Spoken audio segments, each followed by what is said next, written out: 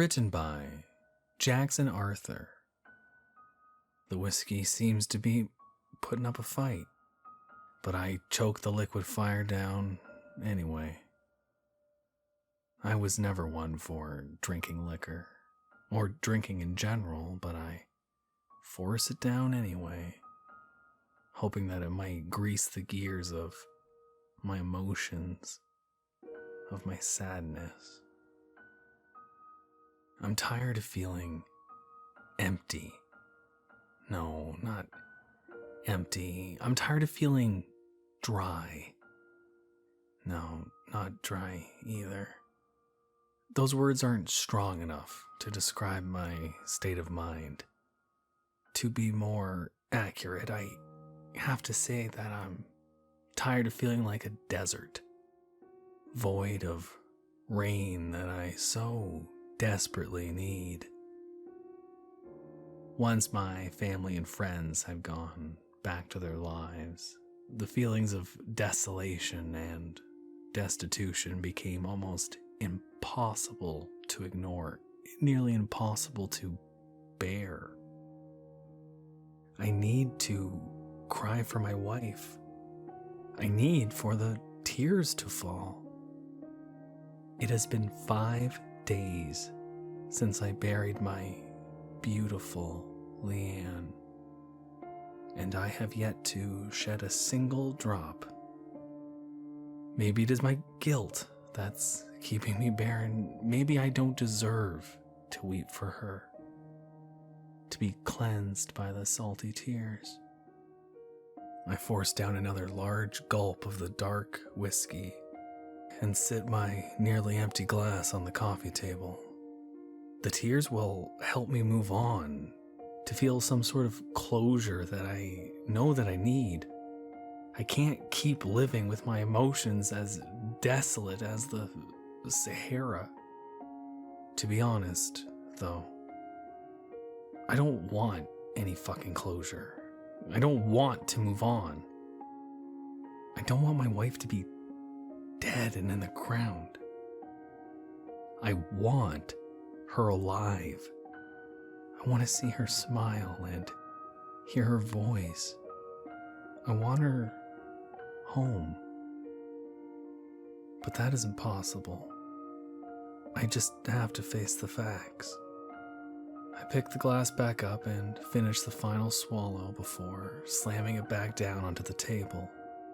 Sitting beside the empty glass is my cell phone. I lean toward it and jab my finger against the screen. I jab the screen a few more times before I eventually reach my voicemail. Reluctantly, I play my only saved message. Leanne's voice comes to life, resurrected from the dead. Honey, I know that you're mad at me, but please, answer your phone. I need you. Damn it. I listen to the short message another time, probably for the 100th time, before ending the call. I need another drink, but before I can reach for the bottle of Jim Beam to give myself a refill, I hear what at first resembles the front door to my house opening. But it couldn't be. I live alone, now that Leanne is gone. And the front door is locked, isn't it? I'm not immediately sure. Front door open. My home security system tells me. I jump to my feet at the sound of the mechanical voice. Front door closed. The slamming door rouses memories of Leanne. My wife was always a delicate person with a wonderfully innocent soul. The type of person that got kicked around by the cruel and harsh reality she had been forced to live in. As it is for everyone, life was rarely kind to her. But Leanne had an especially difficult time accepting that truth. Whenever she would come home from a hard day, I did my best to give her the love and comfort she never got from the outside world. However, some days were especially draining on her spirit. At the end of those days, she would rush through the front door, retreating from the world as fast as possible. Whether she meant to or not, she would always slam the front door behind her, often shaking the plaster walls. But Leanne is gone. Who is slamming my front door then? I can't see my front entrance from where I stand, but I stare in that direction, watching for someone to exit the foyer. I think about calling out to whoever had come into my home uninvited, but for some reason I can't find my voice. A figure darts from the opening to the foyer and immediately turns into an adjoining hallway to the right. The person is a blur of motion, but what I am able to make out nearly sends me stumbling backward onto the couch. Blonde, wavy hair, long pale arms and legs, the blue and white dress she had been buried in. Leanne? It can't be. Is the whiskey doing this somehow? Is it making me see shit? I can't immediately rush after the vision of my dead wife because at first I forget how to use my legs. As I stand there, frozen, another familiar door slams shut. Our bedroom. I already know what's going to happen next.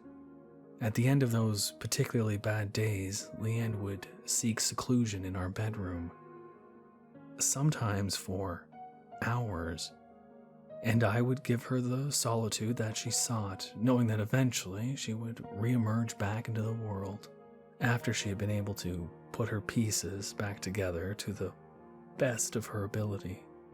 While she was putting herself back together, I would play the same CD of oldies over and over. I was never a fan of that type of music, but at some point I came to absolutely loathe those particular songs. She especially liked to loop the one by Tommy Edwards. I can never remember the name of the song, but the voice of Tommy Edwards began to rub my nerves like nails on a chalkboard. And right on cue, music begins to resonate from the bedroom. And I hear Tommy Edwards beginning to sing, "Many a tear has to fall." Before I know that I'm moving, I find myself standing at the bedroom door. First, I try the knob, but it doesn't turn. Locked from the inside. Using my knuckles, I lightly tap. With a shaking voice, I say her name. Leanne? Thomas? My legs become weak and I nearly crumble to the floor. I never thought that I would ever hear that sweet voice saying my name again. But there it is, somehow. And it is just as sweet as I remember, like the red, fruity wine that she liked to sip on a Friday evening. With memories of red wine and the abnormally tall wine glass she liked to drink from rapidly flowing through my brain, unexpected yet needed words begin to spill from my lips. I should have answered the phone. But you didn't. She replies. And I died. I try turning the knob again, even though I know that the door is still locked. I give it a brief, pointless twist while asking, "How are you here?" I died. She repeats. And then you put me in a box.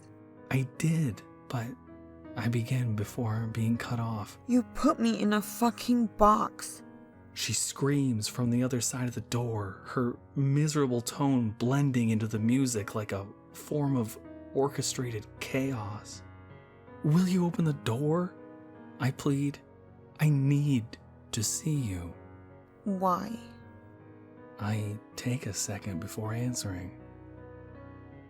Because I don't know if you are really here or if I'm crazy. Maybe the lack of proper mourning or proper weeping had finally taken its toll on my mind. This is crazy. Or am I? Am I? For a few seconds, her voice disappears, but Tony Edwards begins his song anew, taking it once more from the top. I am here. How? I ask again. How are you here? Something ran across the road in front of me. She begins. I had been drinking. I shouldn't have been driving. I called you, but Leanne trails off for a moment. you told me not to go out. I should have stayed home. Something ran across the road. An animal. Small. I swerved and then I couldn't stay on the road.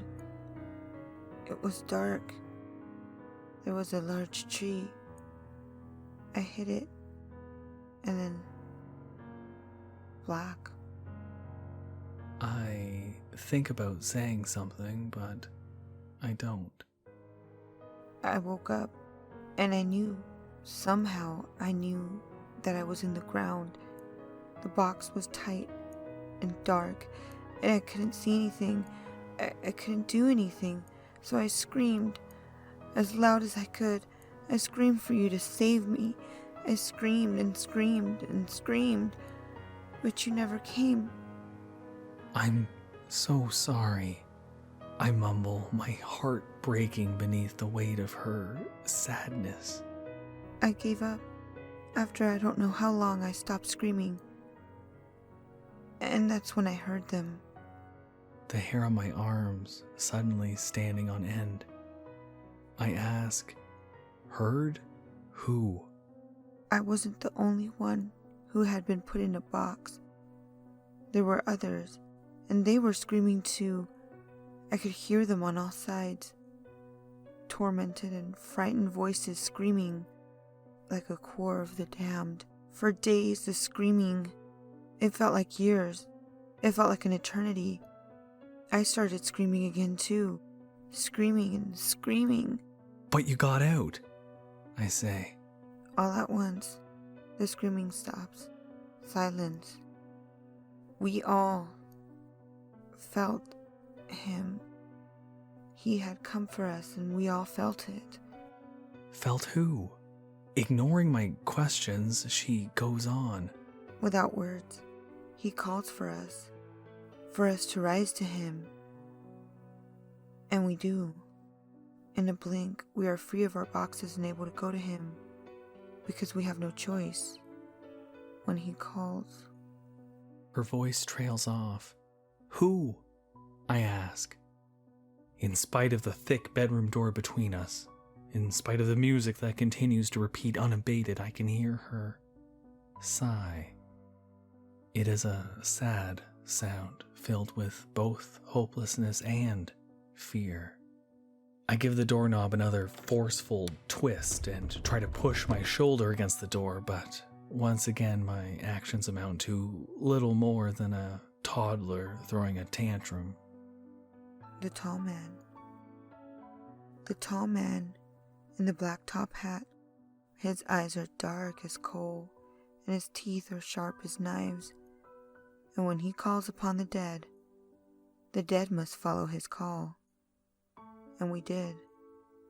We were not prisoners, or need to be chained or shackled because our bodies followed him without question.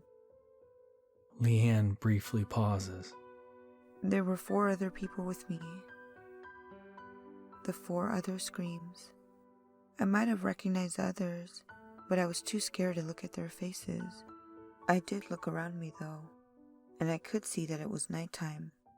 And I could see that a strong wind was whipping through the trees, but I could not feel it. I didn't know if it was cold or warm, because the wind would not touch my skin. The tall man led us out of the cemetery, and we followed behind him like rats, like children. Where was he taking you? To the place where the storms never end, and the rain never stops. But you got away, and you came home. He led us through the town, right down the center of everything, but no one could see us. We weren't there, and then I saw it. 4th Avenue West, where it intersects 2nd Street. I used to drive that way every single day. It was my way home. She takes another brief pause. I started thinking about you, Thomas. For some reason, I started to remember our wedding day and how everyone got drunk off their asses at our reception. Your Uncle Danny threw up all over my cousin Vicky. Too much Jägermeister. I could picture our little house, our tiny yard, and your face. I don't know how, but I started to run. I just kept running and running as fast as I could. And then you made it home, I say, finishing the thought. You didn't answer the phone. I am so sorry. You were mad that I went out. You ignored my call. No, I exclaim, but quickly lower my voice. I went to bed. I forgot my phone in the living room. I was mad and I just forgot it on the coffee table. I didn't hear it ring. I figured that I would just go to sleep and you would wake me up when you got home and that I wouldn't be mad anymore and that everything would be fine, like it always was. I would get over it and everything would be fine, but you never came home. I am home now. Please, Leanne, let me in. I hear movement and then a subtle click as the door lock disengages. I hastily twist the knob, finally feeling it make a full rotation.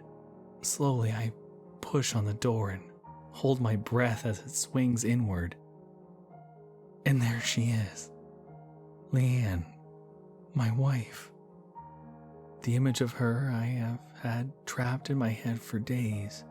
The still frame of my wife lying in the morgue releases its hold on me at last.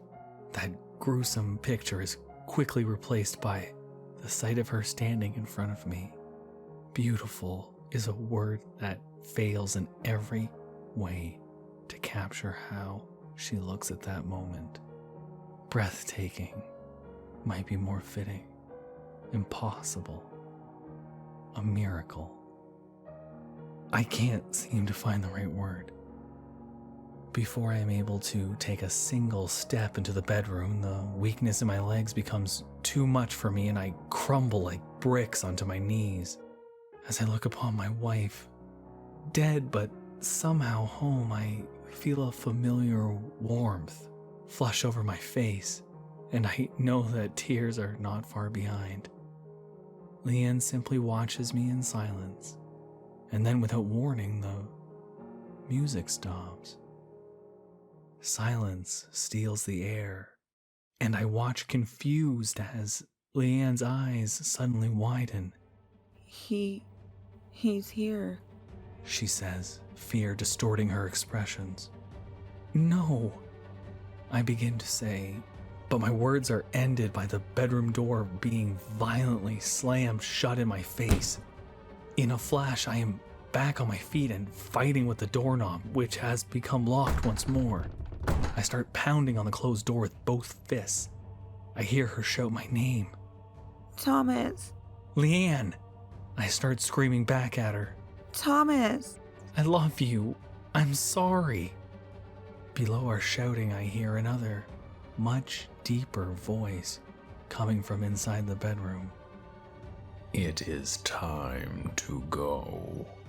Leanne, the voice speaks again. Try not to wander off this time. Thomas. No, Leanne, no.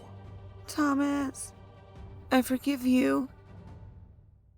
And with those final words, the door's lock clicks free and the door swings open, revealing an empty bedroom. I rush into the room. I spin round and round for several seconds, but there's nothing to see. She's gone. Again. Her words repeat in my head. I forgive you. I suddenly fall into a sitting position on the side of our bed. I forgive you. As I sit there, questioning my reality, questioning my sanity, the skies inside my mind, which have become dense and overpopulated by dark clouds, finally release, and the rain my desert so desperately needs begins to pour, and I hungrily and ravenously weep.